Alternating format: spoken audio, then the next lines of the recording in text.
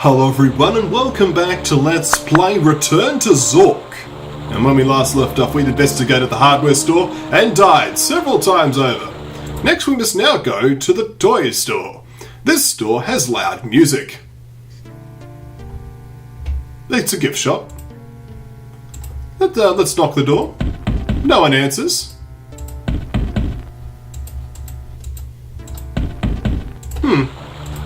Curious. Can we use an item instead, such as this knife? And perhaps not. We may need a key for this one, actually. Never mind, let's try the mayor's office instead. The town hall.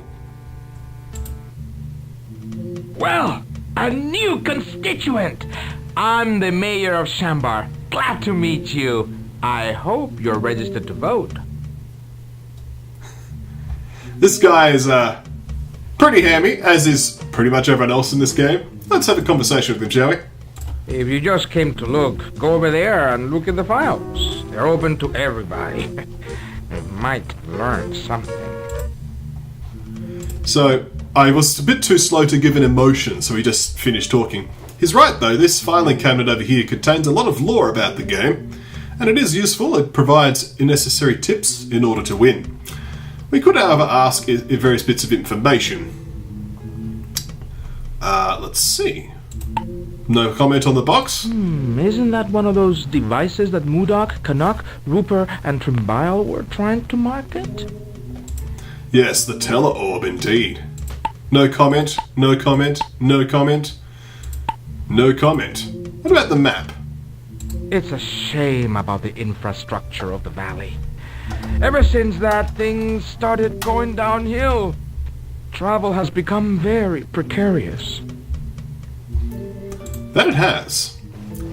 That's not pretty much all we could really do of the mayor for now, but we will be back to talk to him later. We could have a look at the filing cabinet. Have a quick look.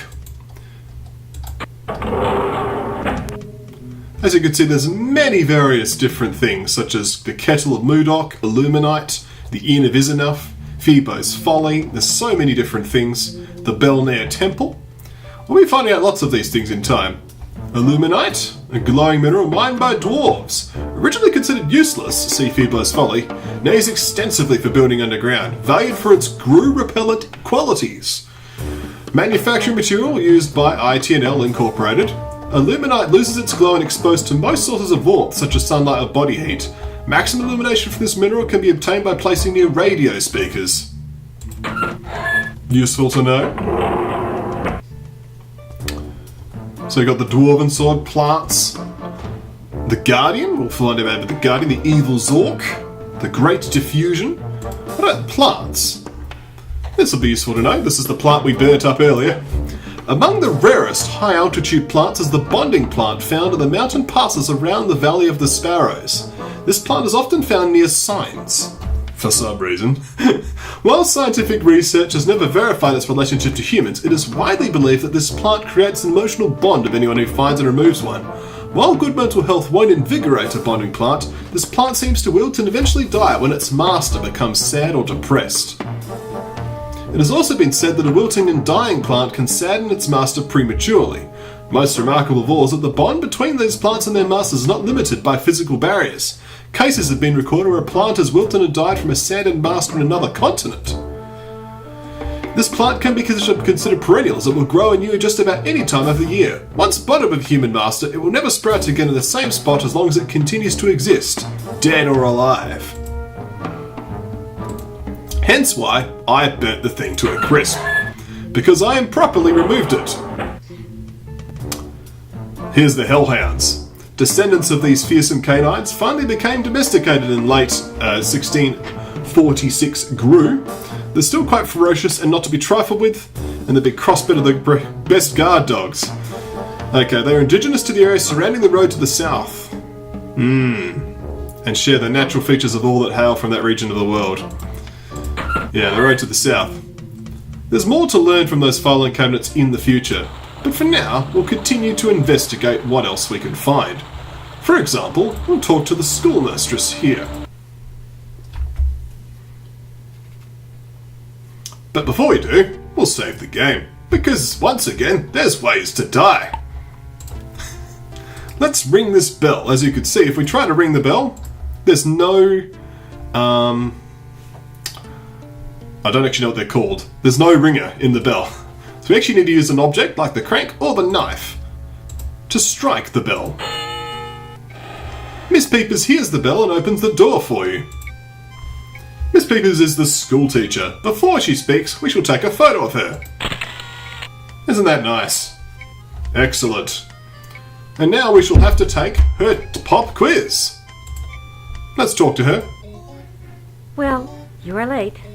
It's all right, but don't let it happen again or be marked down on your permanent record. Tardiness.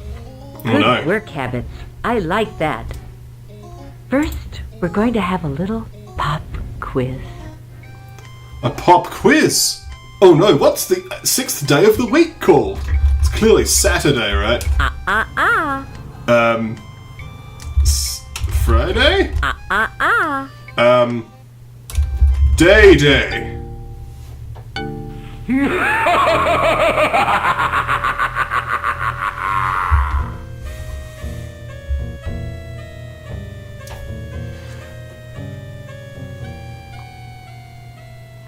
You failed the test. Now you must pay the price. As in, this is copy protection. You failed the test. Now you must pay the price, i.e. buy the game. The game comes with the Encyclopedia Frisbonica, I believe is how you pronounce it, and it does include the days of the week, which we shall now input correctly, now that we let ourselves in.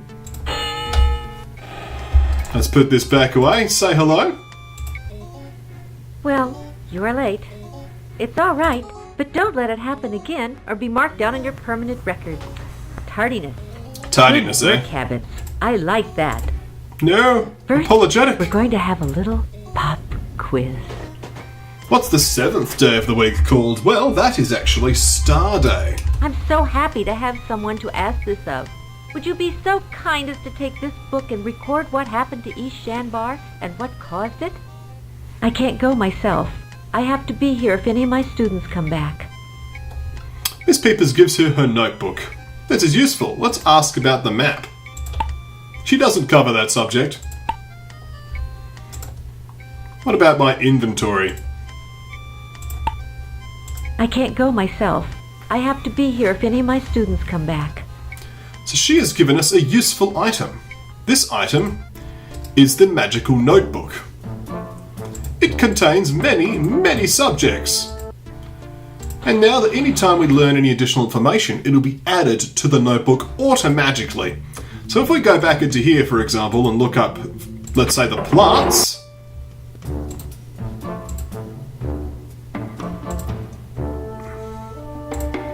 Well, I may actually needed to go through that once more time. It occasionally will say, that's noteworthy.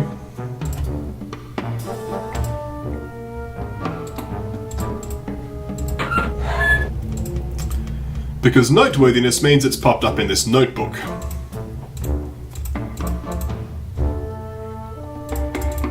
So the more we fill out the book, the more we'll learn. There's much to be filled in here. But we shall worry about that later. Let's zoom out of the book. So we made a good start. Let's head off in this direction. Here is the old mill. Let's save the game, because once again it's possible to die in here. Just like every other building.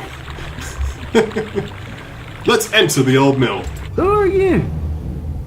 Don't matter. Want some rye? Of course you do. Of course you do. Boo pours you a glass of rye. Well, thank you. I'll drink that.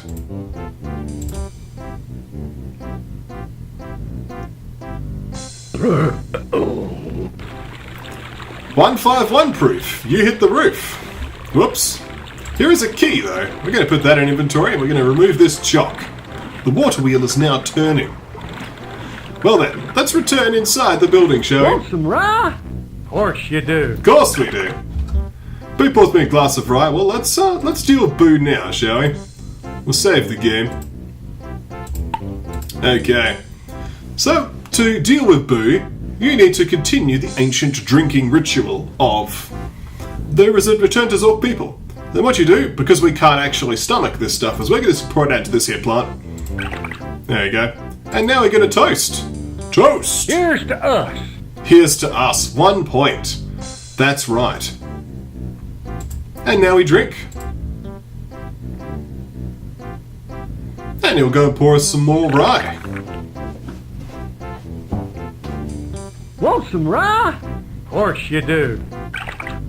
Excellent. Now we must pour it out in this here plant.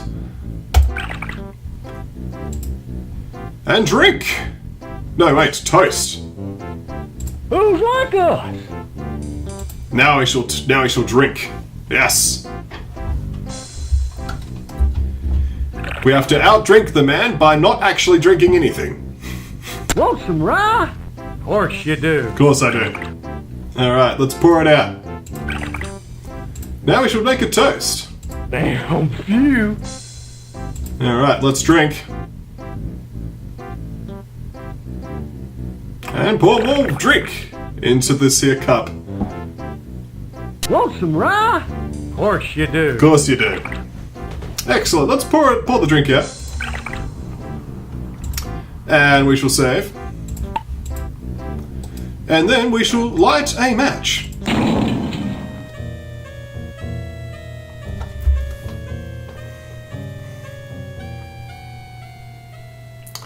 "151 proof. You blew the roof." That we did. That's the danger of having so much alcohol and a naked flame. Now we shall toast. And they're all dead. That they are. Let's ask for his keys, though. My keys? Oh, sure, yeah. I'm too dry to drunk. Oh, would you pick up a 6-pack while you're out? I'd be much obliged. Excellent. We now have his keys. This is good because we need to get him drunk enough to take his keys, and now we need to get him completely drunk.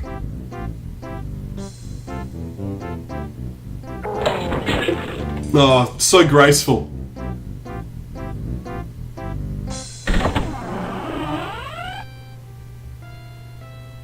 Notice a new area has appeared. Let us now go down, shall we? What's this? It's a lot of ladder rungs. You politely returned a glass to booze before leaving.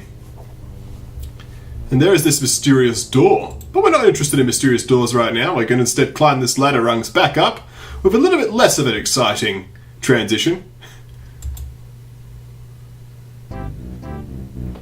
Hello again. Want some rye? Of course you do. Of course I do. Let's just leave.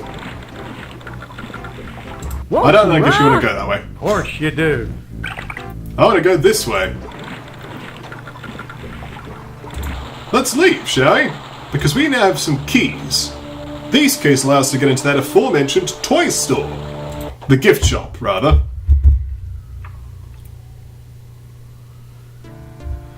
So, we now can knock, no one answers, but we can now use the key here. We open the door with the key and enjoy the loud, boisterous music. So we can now walk over to the cash register. And you'd think we'd be committing a crime with the police siren outside. But what we will do is take these coins and we'll take these tickets. Excellent. Now you're wondering, is this actually stealing? After all, we are an RPG hero, you know. Do we take everything that's nailed down? The answer is no, actually. This one gift shop is an exception, because if you read in the manual that comes with the game, as a part of the sweepstakes, we're entitled to any 2 items out of the gift shop. And as our 2 items, we chose the tickets and the coins. And we'll be making use of those, no doubt. Let's have a quick look at the coins, shall we? Let's examine them. We have 6 Zork mids. Indeed. And we have over here also Zork mids, eh? I wonder if that's been any other game ever. And here we have some tickets. 2 tickets to the fabulous Dizzy World. Well, might be something for us to have a look at later, but that'll be next episode. Thank you all for watching. When we come back next time, we'll continue to investigate down to that mysterious underground area.